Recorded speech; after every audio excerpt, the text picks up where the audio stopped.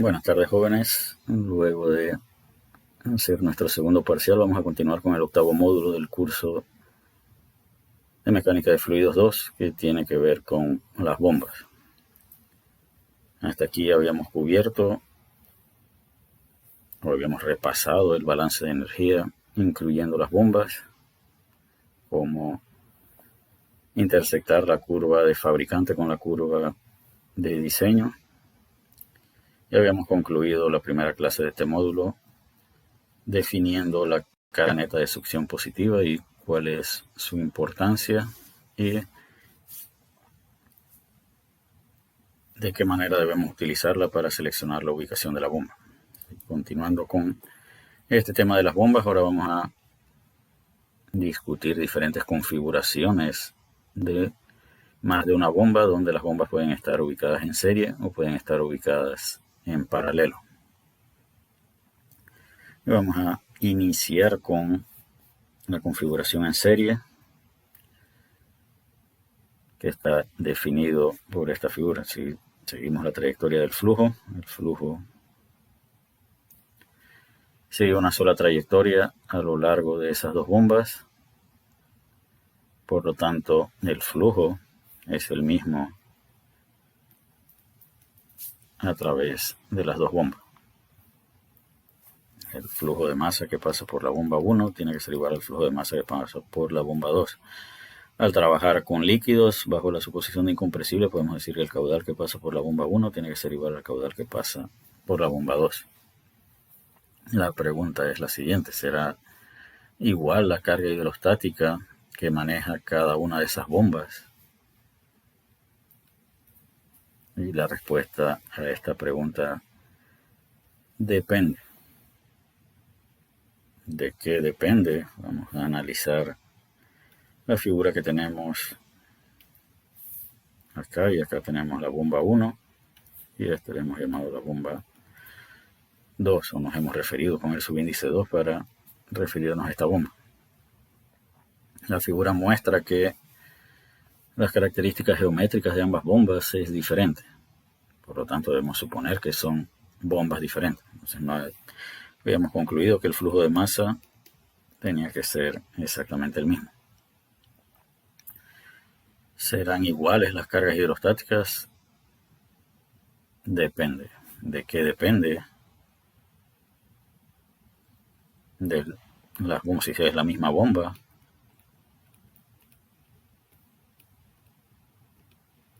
si es la misma bomba, si estas dos bombas fueran iguales, esa curva de fabricante sería la misma curva para las dos bombas, de tal manera que al mismo caudal deben manejar la misma carga hidrostática. Sin embargo, si son bombas diferentes, como sugiere esa figura, la carga hidrostática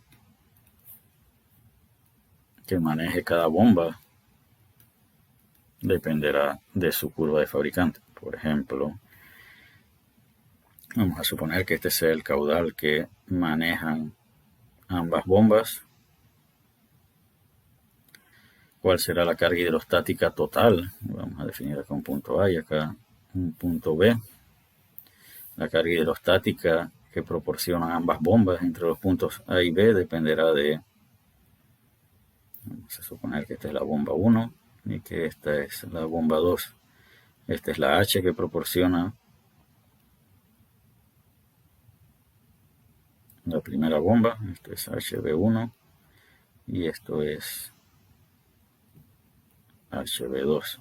En total, ¿cuánto va a suministrar esta bomba? Va a suministrar esto más esto, es decir, algo por acá. Este es H de la bomba combinado.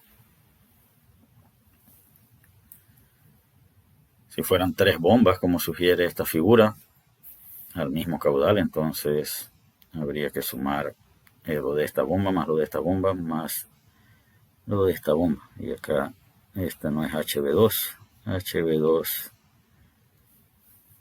este era nuestro caudal. Este es HB1 y esto es HB2. Por lo tanto, esto más esto, que puede ser esto, representa la H combinada.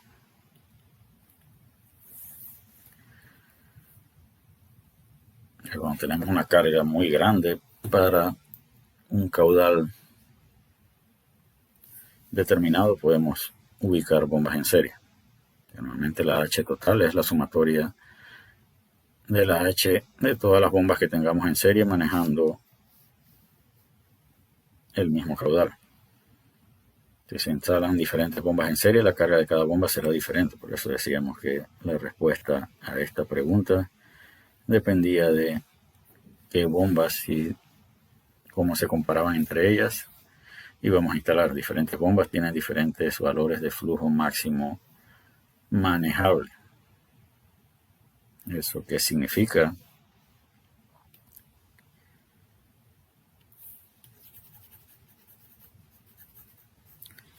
Y vamos a combinar esto que vamos a mencionar con lo que dice la última viñeta. Si el flujo es mayor que el máximo flujo de una de las bombas, esa bomba debe ser desactivada.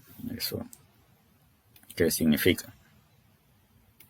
De acuerdo a esta gráfica o esta H representa la sumatoria de las H de estas tres bombas. Sin embargo, si esa combinación de tres bombas en serie tiene que manejar un caudal superior a este caudal, después de este caudal, esta bomba, que es la bomba 1, ya no puede proporcionar ninguna carga hidrostática. Por lo tanto, si estas tres bombas están en serie, pero el caudal que se va a manejar es el equivalente a que solo tuviéramos estas dos bombas en serie. Y si el caudal supera este caudal, pues la única bomba que va a proporcionar carga hidrostática es la bomba 3. Obviamente nadie va a instalar bombas en serie pensando que una de ellas no va a hacer nada. Pero igual debemos tomar eso en cuenta a la hora de configurar un sistema de bombas en serie. Ya tenemos las mismas dos preguntas para la configuración en paralelo, que en este caso está definida por esta figura. ¿Será necesariamente el mismo caudal para bombas en paralelo? Nuevamente, eso depende. ¿Será la carga hidrostática igual en ambas bombas? Esto es más posible que lo que tiene que ver con el flujo. Y vamos a ver acá si vamos a definir acá un punto A y acá un punto B. Y vamos a hacer un balance de energía desde A hasta B siguiendo primero este camino que vamos a llamar el camino 1 y siguiendo este otro camino que vamos a definir como camino 2. Así que a ver, vamos a borrar acá. Ups. Este era A y B y este lo habíamos definido como camino 1 y este como el camino 2. Entonces Z de A más alfa por V de A al cuadrado entre 2G más P de A entre gamma más H de la bomba 1 debe ser igual a Z de B más alfa por V de B al cuadrado entre 2G más P de entre gamma más todas las pérdidas que hay entre A y B siguiendo la trayectoria 1. Así seguimos el otro camino, diríamos que Z de B, perdón, Z de A más alfa por V de A al cuadrado entre 2G más P de A entre gamma más H de la bomba 2 es igual a Z de B más V de B al cuadrado entre 2G por alfa más P de B entre gamma más todas las pérdidas que hay de A a B pero siguiendo el camino 2.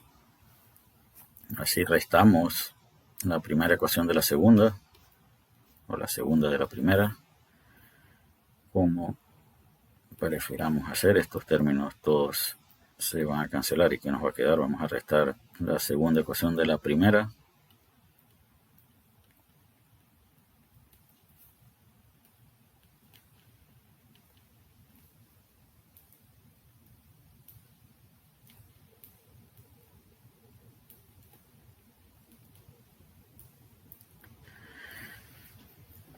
Bien, entonces esta es la ecuación que nos queda para ese sistema de dos bombas en paralelo.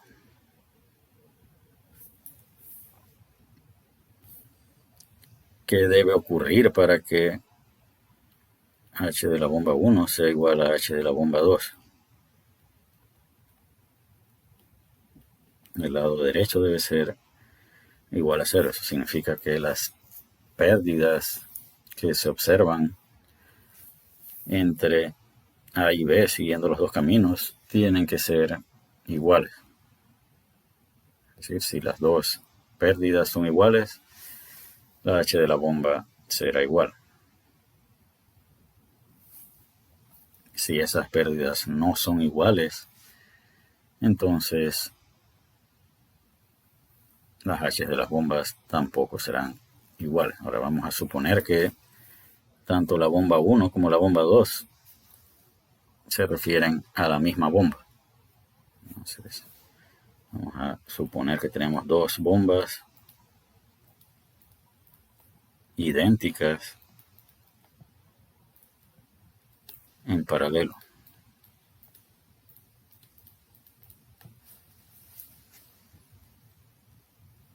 ¿Será posible que teniendo dos bombas idénticas en paralelo todavía la H de la bomba de cada una de ellas sea diferente? Vamos a ver acá.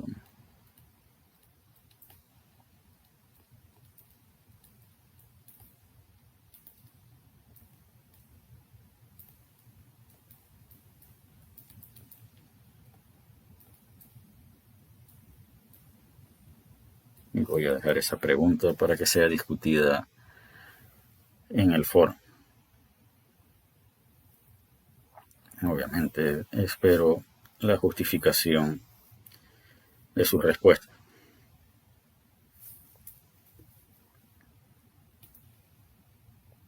Si veamos lo que representa esta figura. Esta figura representa en el caso donde las H de las bombas son iguales.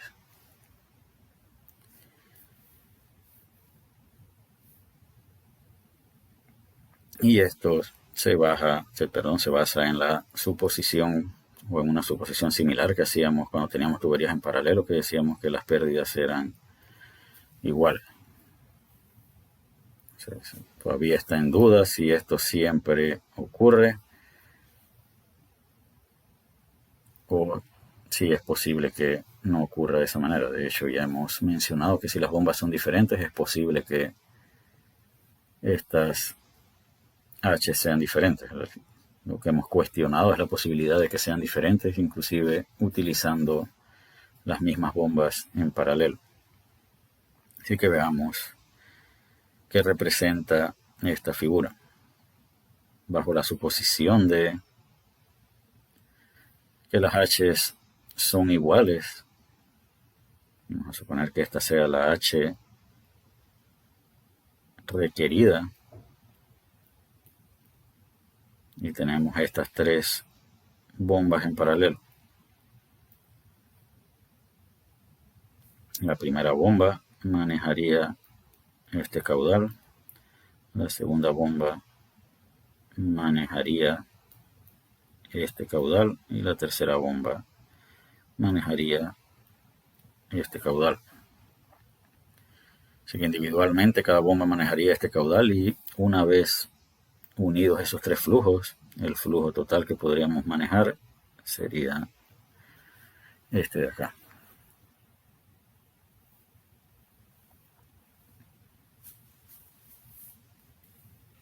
Nuevamente, ahora tenemos tres bombas que manejan tres flujos diferentes. Habíamos dicho que HB1 menos HB2 tenía que ser igual a HL por el camino 1 menos HL por el camino 2. HB2 menos HB3 debe ser igual a HDL2 menos HDL3. Ahora tenemos de qué dependen estas pérdidas. Esas pérdidas dependen de los caudales. Por lo tanto, al tener caudales diferentes, debemos ser cuidadosos al diseñar el sistema de tuberías por el que van a ir estos caudales para, si este es el objetivo que estamos buscando, estas pérdidas sean iguales.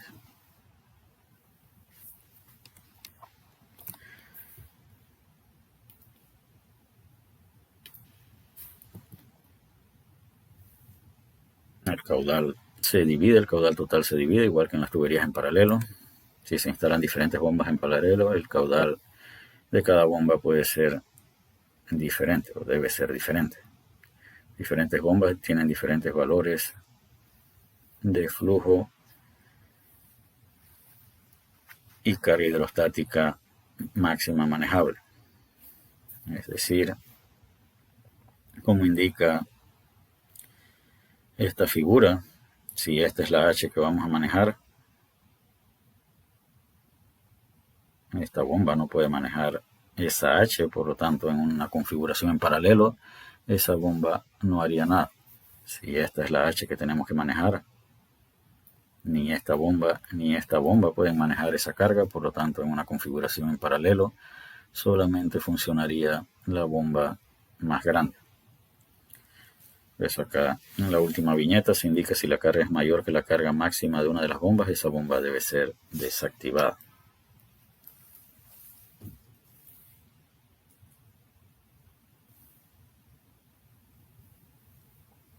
Entonces, las configuraciones en paralelo se usan para dividir el caudal y manejar más o menos una carga similar. Hay sistemas donde el flujo máximo debe ser o debe poder suministrarse en todo momento y las configuraciones en paralelo se usan para o se seleccionan las bombas de tal manera que cada bomba pues sea capaz de manejar el caudal completo y la carga completa, pero todavía se ubican en paralelo para poder dar mantenimiento a una bomba y no interrumpir la operación. Si debemos darle mantenimiento a esta se encarga. Si debemos darle mantenimiento a esta se encarga. Así que esa es otra justificación para ubicar bombas en paralelo. Obviamente en el caso de las bombas en serie, si le tenemos que dar mantenimiento a una, salvo que logremos hacer un bypass, no habría ningún beneficio en que ambas bombas manejen la carga total. No habría mayor beneficio. Vamos a ver acá este ejemplo. Dice, la información de desempeño de una bomba se muestra en la tabla. Estima el caudal de agua proporcionado por la bomba cuando ésta es usada para mover agua entre dos depósitos abiertos a través de 1200 pies de tubería de acero comercial. Nos dan la rugosidad del material y nos dicen que el diámetro de la tubería es de 12 pulgadas. Adicional a la longitud de tubería, dos codos suaves embridados de 90 grados y una válvula de compuerta totalmente abierta, y nos dicen que el incremento de la elevación es de 50 pies. Así que nos dan la L que recorre la tubería, nos dan el diámetro y nos dicen que hay 3 accesorios. Y esto es el equivalente a la gráfica con la curva de desempeño. Esta es la carga máxima, es decir, la carga a cero caudal. A medida que va aumentando el caudal, la carga hidrostática que se puede proporcionar disminuye. Así que los datos nuevamente son la longitud que debe recorrer el flujo entre los dos puntos. Nos dan el cambio de elevación y nos dan el diámetro de la tubería, y los accesorios nos dan un solo diámetro, así que debemos asumir que hay un solo flujo entre uno y otro punto. Vamos a suponer condiciones estables, incompresible, transferencia de calor despreciable, y vamos a suponer que ambos depósitos están expuestos a la atmósfera. Ecuaciones básicas, ecuación de Bernoulli modificada, cálculo de pérdidas,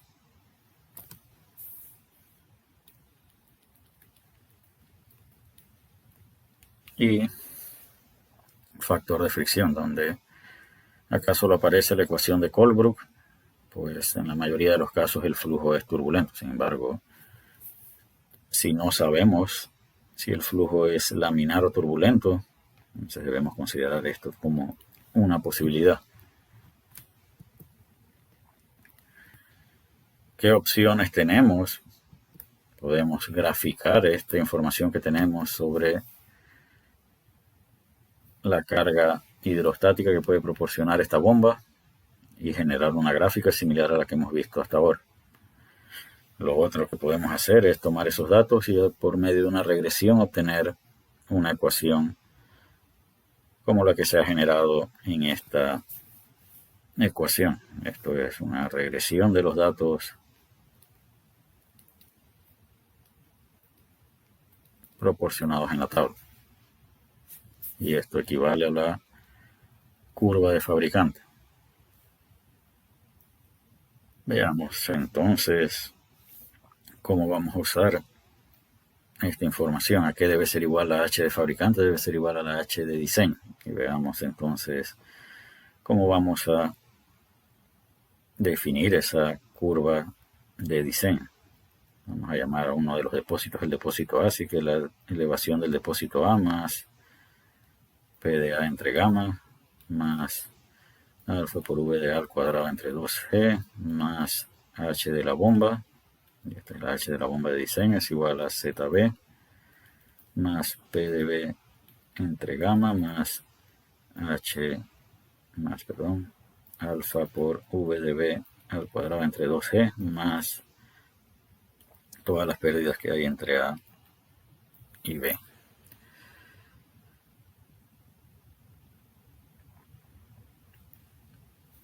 Usualmente los depósitos, cuando nos referimos a depósitos, nos referimos a algo lo suficientemente grande para suponer que su elevación no varía y su velocidad tiende a cero. Ambos depósitos suponemos están expuestos a la atmósfera. Por lo tanto, la H de la bomba de diseño es igual a ZB menos Z de A más todas las pérdidas que hay entre A y B. ¿Y cómo contabilizamos las pérdidas que hay entre A y B? F por L entre D por V cuadrado entre 2. Estas son las pérdidas por fricción más 2 veces la K de los codos por V cuadrado entre 2G. Y esta velocidad se refiere a la velocidad del flujo a través de la tubería de 12 pulgadas más la K de la válvula por V cuadrado entre 2C. Y esta es la curva de diseño. Y la curva de diseño debe ser igual a la curva de fabricante, así que estas dos cosas deben ser iguales. Sin embargo, a pesar de que este caudal lo podemos asociar con la velocidad, caudal es igual a velocidad por área y el área es igual a pi por d al cuadrado entre 4. Así que este caudal lo podemos asociar a la velocidad, o lo podemos expresar en función de la velocidad. Y de acuerdo a esta ecuación, si igualamos esto con esto, obtendríamos una ecuación cuadrática de la velocidad. Sin embargo, aún faltaría expresar el factor de fricción en función de la velocidad, pues El factor de fricción es función del número de Reynolds y de la rugosidad relativa, donde Reynolds es función de la velocidad. Así que nuevamente, para los amantes de las supercalculadoras Texas, solo es cuestión de escribir esta ecuación,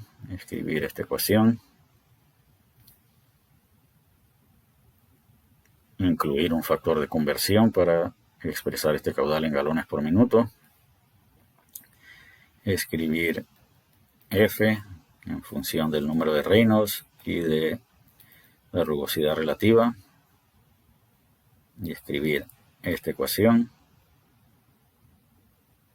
y decirle a la calculadora que nos suministre una respuesta. Acá pueden haber varias dificultades.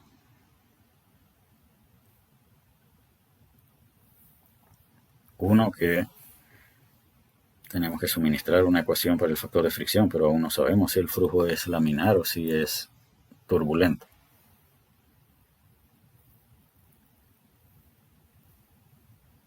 Así que prácticamente tendríamos que decirle a la Texas que resuelva el problema dos veces, una con un factor de fricción laminar y uno con el factor de fricción turbulento, y al final comparar la velocidad obtenida con el número de Reynolds asociado con la velocidad obtenida con nuestros rangos de flujo laminar y flujo turbulento. ¿Qué otro camino podemos tener para resolver este problema? Y ustedes en su curso de métodos numéricos deben haber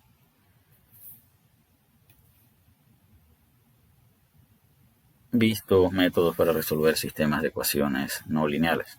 Entonces, ¿qué podemos hacer? Podemos asumir un caudal. Este delta z, este zb menos za es el delta z que nos proporcionan aquí. La longitud acá la tenemos, el diámetro lo tenemos, así que la única incógnita es la velocidad. Así que asumimos un caudal. Con ese caudal podemos calcular la velocidad del flujo a través del tubo. Con esa velocidad podemos calcular un número de Reynolds, podemos calcular si es laminar o turbulento, un factor de fricción. Una vez que tenemos factor de fricción, debemos entonces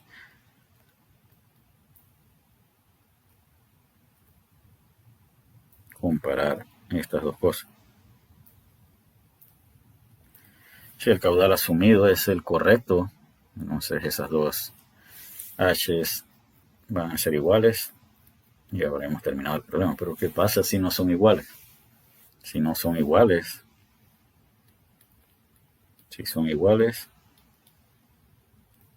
terminó el problema.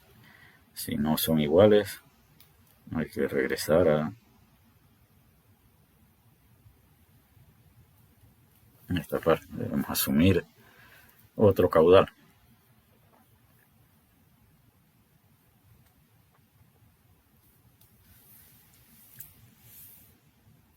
Y si a usted le gusta el método de Newton, entonces tendrá que derivar. Pues el método de Newton está basado en derivadas. Yo prefiero el método de la secante. Y el método de la secante requiere que se asuman dos valores antes de que el método de la secante pueda ayudar a actualizar los valores de caudal.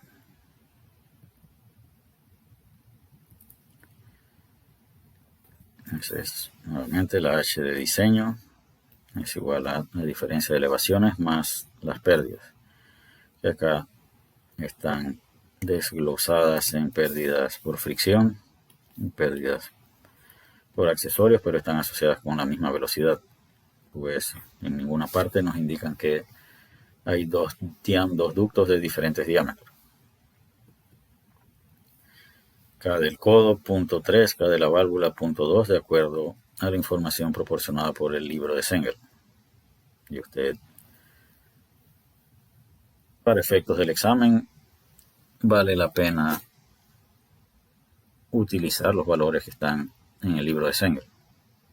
Sin embargo, como podrá haber observado, para efectos de examen yo prefiero suministrar una L equivalente que considere el efecto de los accesorios. Sin embargo, si está resolviendo un problema de diseño en su vida profesional, usted tendrá otras herramientas para buscar estas K, más allá de las tablas limitadas que ofrece o de las opciones limitadas que ofrece el libro de Zenger.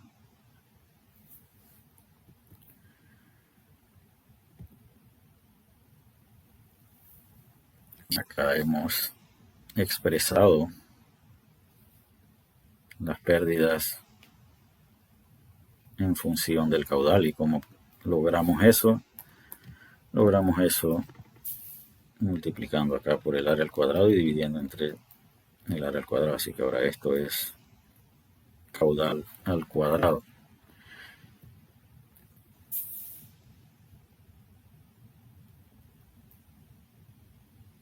Acá esto debería decir pi por d a la cuarta y no pi por d al cuadrado.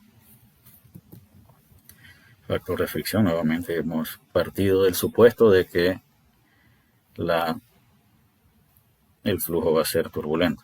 Repito, en la mayoría de los casos eso es cierto, no siempre, o puede ser modificado para efectos de examen. Aquí está cómo podemos expresar el Reynolds en función del caudal. Para agua a 70 grados Fahrenheit necesitamos la densidad y la viscosidad para poder calcular el número de Reynolds. Y los libros de fluidos proporcionan tablas de saturación y es perfectamente correcto asumir o utilizar propiedades de líquidos saturados siempre y cuando sean aproximadas por temperatura, como indicaba su profesor o profesora de termodinámica 1 o de fluidos 1. La carga hidrostática neta de la bomba varía con el caudal o con el cuadrado del caudal de acuerdo a esta ecuación. La carga de la bomba depende de las pérdidas en la tubería y las pérdidas por fricción dependen del factor de fricción que depende de la velocidad o del caudal. Así que, como decíamos, el algoritmo consiste en asumir un caudal, determinar el número de Reynolds para ese caudal, verificar si es laminar o turbulento para calcular el factor de fricción. Una vez que tenemos un factor de fricción, podemos calcular las pérdidas por fricción y al agregarle las pérdidas por accesorios podemos tener las pérdidas totales. Si le agregamos la diferencia de elevación que debe vencer, lo que se debe vencer entre los depósitos, podemos determinar la H de diseño. Con el caudal simplemente vamos a la curva que obtuvimos por regresión y obtenemos la H de fabricante. Comparamos H de diseño y H de fabricante y si son iguales hemos obtenido el caudal correcto. Así que veamos lo que representa esta tabla. Decíamos que para aplicar el método de la secante debemos asumir dos caudales, así que asumimos 2000 como caudal. Esto nos da este caudal en pie cúbicos por segundo, número de Reynolds, factor de fricción, H del sistema se refiere a la H de diseño y H de la bomba es H de fabricante. Sí, esos son los resultados que obtenemos con nuestro primer valor asumido, que obviamente no son iguales. ¿Qué significa o qué podemos concluir del resultado que obtuvimos para poder asumir el siguiente valor? Para asumir el siguiente valor observamos que con el valor de caudal asumido, la H requerida por el sistema es más pequeña que lo que puede dar la bomba a ese caudal. ¿Eso qué significa? Eso significa que, o puede significar que las pérdidas son muy pequeñas. Entonces yo necesito acercar este número a este. Y para acercar este número, o la H de diseño a la H de fabricante, debo incrementar el caudal, y por eso nuestro segundo valor asumido es mayor y es 2400. Al asumir los 2400, este valor ciertamente se acercó a este, aumentó y este disminuyó, como debemos esperar el comportamiento de la curva de diseño y de la curva de fabricante. Se han acercado, pero aún no son iguales. Sin embargo, ya hemos asumido dos valores. El tercer valor lo puede proporcionar el método de la secante. Esto que hemos definido acá como error es la resta de este número con este número. Cuando el error sea 0, habremos obtenido la respuesta correcta. Entonces, ¿cómo opera el método de la secante? Hemos dicho que tenemos que asumir dos valores. Entonces, vamos a llamar esta la iteración 1, iteración 2, iteración 3, 4 y 5. Entonces, el caudal de la iteración 1 era 2000 y el caudal de la iteración 2 era 2400. ¿Cómo opera o cómo obtenemos el caudal 3 aplicando el método de la secante? El caudal de 2 menos el error de la segunda iteración multiplicado por el caudal de 2 menos el caudal de 1 dividido entre el error de 2 menos el error de 1. Y eso nos da como resultado el caudal de 3. Y de acuerdo a los resultados obtenidos aquí, el caudal de 3 era 2597 y los estudiantes deben verificar estos resultados. Entonces, este caudal produce este caudal en pies por segundo, este número de Reynolds, este factor de fricción, y acá nos pasamos un poco. Obviamente, si comparamos la diferencia entre estos dos y la diferencia entre estos dos, la diferencia se ha achicado. Sin embargo, en este caso, el caudal que hemos suministrado es ligeramente mayor, pues la H de diseño es mayor a la H de fabricante.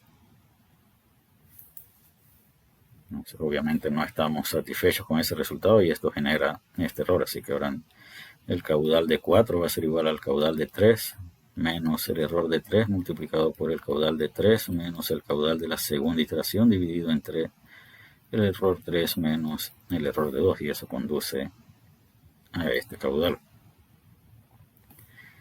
donde ahora el error es de 0.06. Esta tabla que yo he mostrado aquí puede ser fácilmente implementada en una hoja de Excel. Así que si esto está implementado en una hoja de Excel, simplemente es cuestión de copiar hacia abajo hasta que nos sentamos conformes con un error. El error nunca va a ser realmente 0, pero después de 3 decimales o 4 decimales, dependiendo de su nivel de exigencia, podemos detener la iteración o las iteraciones. Así que en este caso, en una quinta iteración, el caudal es 2575 y el error ya es del orden de 10 a la menos 4 y para mí es suficiente. Y ese caudal de 2575 sería la respuesta a la pregunta de este problema. Así que ese es el caudal que puede manejar esa bomba. Repito, los estudiantes deben revisar estos resultados. Y la pregunta que se hace acá al final la vamos a dejar para discusión en el foro. ¿Será posible que la bomba seleccionada para este ejemplo no pueda operar adecuadamente? Para formular la pregunta de otra manera, ¿existe alguna circunstancia en la que esa bomba no opere adecuadamente entre estos dos depósitos? Y esperaré sus comentarios con respecto a esta última pregunta, al igual que con la pregunta que hicimos con respecto a las bombas en paralelo en el foro de discusión, que repito, el foro de discusión o su participación en los foros define su calificación de participación al final del semestre, y no quedan muchos módulos, por lo tanto es importante que participen en ellos. Que con eso vamos a concluir esta clase el día de hoy, y en la próxima clase vamos a culminar con este tema de las bombas. Hasta la próxima, jóvenes.